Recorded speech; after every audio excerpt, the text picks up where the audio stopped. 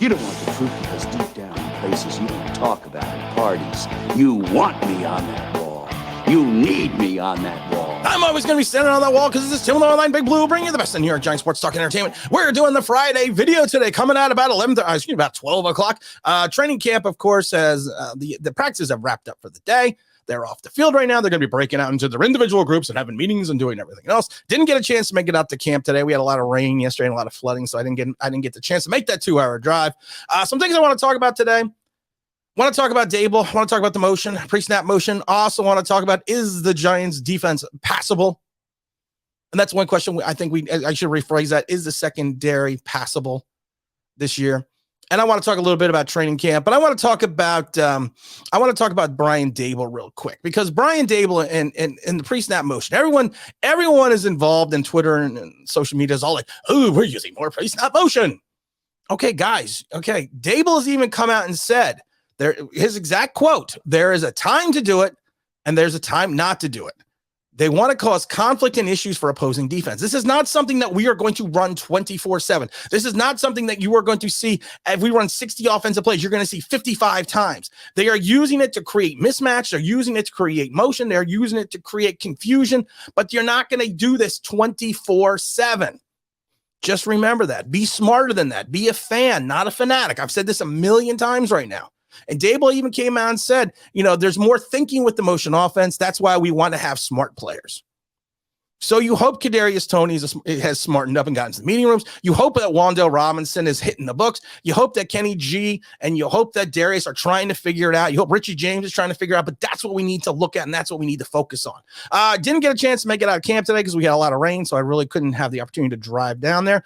But you're looking at some of the reports coming out of camp, and I think some of them are kind of interesting if you follow them. You have Daniel Jones evidently had another up-down day.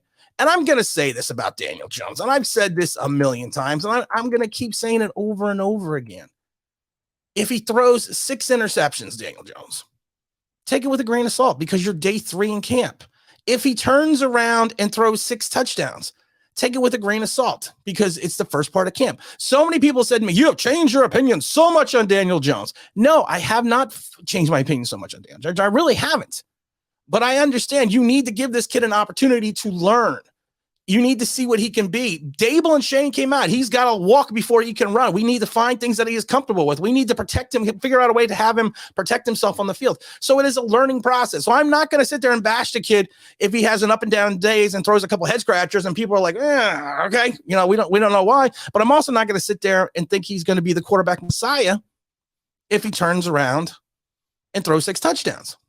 I'm going to take it all with a grain of salt because you know what? It's the start of camp. So let's get into that first preseason game. Let's see where we go from there, and then we can figure it out. If you take some of the highlights in practice today, like I said, Daniel Jones had a kind of had an off-kilter day. He kind of made some throws that you're like, yeah. And then once again, people have noticed, and this is more of a process when we're doing more things, he's having more difficulties still getting the ball out of his hands quickly. So, like I said, but he's still learning. It's day 3. He's still learning a new system. So I'm going to watch this. I'm going to take this with a grain of salt. Darnay Holmes had another big pick today. He grabbed the pass that was going to go to Wan'Dale and returned it, I guess, would have been 6. And he did a somersault in the end zone. He now has 3 picks in 3 practices. And that's kind of where we're going to get tied into a little bit in reference to our, is the secondary passable this year? You had Richie James, Adoree Jackson, and Holmes evidently were taking turns as punt returners. I cannot have hope. Why are you? Did no one ever learn the name Jason Sehorn in the Annals of Giants history? Why are you having your CB1 return punts in training camp?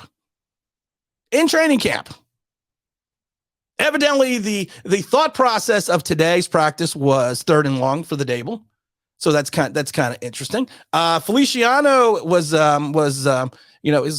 workload was evidently scaled back a little bit. Jamal Douglas evidently was coming and working at some center. Feliciano evidently at one point in time needed some help from the trainers, but they say that he's okay. He says Dable was saying it might have been from the heat and the humidity from yesterday. Darius Slayton looked good after evidently some issues the last couple days. He had the drops, he had the whoopsies, but you know what? It is what it is. Again, tell me when we get into a game time situation, then sit there and talk to me. Then sit there and tell me what's going on. Then sit there and tell me if we should be worried or not. People are like, Tim is always fired up now. Yeah, I get fired up because I'm wearing my Rodney Hampton game worn jersey again. I want to hit somebody myself. But we're gonna bring in our feng shui now. We're gonna move forward. We're gonna move into a different direction now. Because because that's just the way we are. Because you know what happens? We better get back because it'll be dark soon, and they mostly come at night. Mostly. One of the biggest concerns right now is the Giants secondary. One of the biggest concerns is the fact that you are going to have Wink attacking. You are going to have them going out and blitzing all night. We've talked about this a million times. Yes, as you can plainly see, that's why I don't like doing videos sometimes. I'm trying to find the button that says you go out and attack all night. And you know what? I can't find it, but I found it. No, I don't want them to gain another yard. You blitz all night. That's what Wink is going to do. And so many people are worried that the secondary is not going to hold up. And I'm one of those people. But I'm not sitting there all gloom and doom. I'm not sitting there saying the Giants are going to give it the most passing yards in NFL history. I'm not saying their secondary is going to be last. What I'm saying is you do have some pieces on this team where you may have maybe not the best secondary, but a comparable secondary. A secondary that is not going to be what Wink had in 2020, 2019, where he basically had 2 Pro Bowlers in the corners and a Pro Bowl safety. We don't have that. Xavier McKinney is more than a passable safety. Xavier McKinney could be an all-pro in this league. You have Andrew Adams coming in. Andrew Adams, to me, could start immediately. May not be your starter entirely through the rest of the season, but you have Jaron Williams, who you hope is going to transition to the safety position. You have Dane Belton, who's a rookie learning, fifth round draft, who's looking and learning. You got Yusef Corker as well. So you have comparable pieces that you can fill into those safety positions potentially. Now, the corners is where you're going to get a little concerned because you have Adoree Jackson. To me, Adoree Jackson is not a CB1. He is a CB2. But you can live with him as a CB1 for part of the season. You can live with him there. You can live with him for a season or two at that starting position. He just needs to stay healthy. It's when you look at everyone else, that's where you start getting concerned. Who's going to fill in that CB1 position? You're going to sit there and look at Williams or Robinson. Potentially, either one of them could fill it out. You have Cordell Flott, who you brought in. Potentially, he could. I don't want a rookie starting. I don't want potentially having a rookie starting at free safety and strong safety and a rookie starting in my corner position. That's a recipe for disaster. But you have potentially you can move him there. You still have Julian Love, who we didn't talk about, who you can potentially also move into the slot, into the free safety position, into the strong safety position. He has a multitude of versatility, but the problem is, of course, he got benched last year.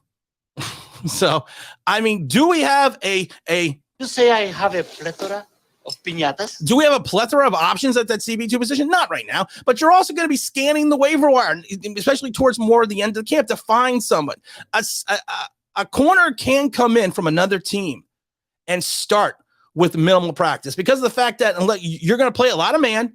Zone is easy to learn. You just need to learn your assignments. You also just got to remember, you're not going to put too much pressure on these guys as much as possible because you're hoping that your pass rush is going to be better than last year. You're hoping the likes of Kayvon Thibodeaux, Azeez Ojulari, you're hoping the likes of Leonard Williams are going to attack fast enough because we all know Leonard.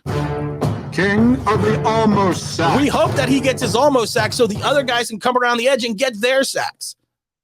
So, with Wink going out and attacking, with Wink doing everything. No, I don't want them to gain another yard. You blitz all night. With Wink blitzing all night, you're hoping that is going to create opportunities and mismatches in the secondaries. Now, I'm not going to lie to you. There are going to be times, there are going to be days where our secondaries is going to get toasted. Because I've said this before, you find yourself a quality quarterback that comes in and beats the blitz. You are asking the likes of Adoree Jackson, potentially Cordell Flott, Darnay Holmes, Robinson, Williams, Xavier McKinney, and Andrew Adams to hold up against that. If you run into a good receiving core, you run into Philadelphia. You got AJ Brown and Smith. You potentially have issues. But I do think with the creation of a blitz package that will maybe shave a second off the quarterback's time or a half a second off the quarterback's time so they can look downfield, you may be able to limit the damage that way. You're just hoping that on a team that really has no true defensive ends and really no true nose tackle to speak of, outside of possibly DJ Davidson, that they are going to be able to create that rush from the outside linebacking positions. That's what you're hoping that is going to happen. That is what you're hoping is going to move forward. And like I said, I don't think the secondary is going to be, I don't think the secondary is going to be in the top 5, but I also don't think they're going to be 31st or 32nd. I think they may be in the 20s. And I think a lot of it's going to be predicated on that rush. We've said this a million times on this show. If you have a good pass rush, it can hide the deficiencies of your secondary. If you have a good secondary, like the Giants said 2 years ago, you can hide the deficiencies in your pass rush. So we kind of hope that moves forward that way. August 5th is the big stream. We're giving away the Coach's Club ticket. You're going to get to hang out on the field with me, OGR Sports, James Williams, and the venerable Dominic Palmer flying all the way in from the UK. So we're going to have that. That's going to be August 21st, but the stream that we're going to give away tickets is going to be August 5th. You got to be in the metro area, probably 21 years of older, and you can't resell the tickets. We're going to be doing that. Got a lot of big shows coming up. We have the revival of the Sunday show. So the Sunday 10:30 show, we'll be doing that every time now through the end of the season. And also the fact that I am going to be streaming live, doing play-by-play for the first Giant preseason game. Give you more information on that. It was soon to come. And as always, this is Tim with Online Big Blue, bringing you the best in New York Giants sports talk and entertainment. And as always, if you could like, maybe subscribe. If you can ring that bell, you know what it means. Well, that'd be awesome.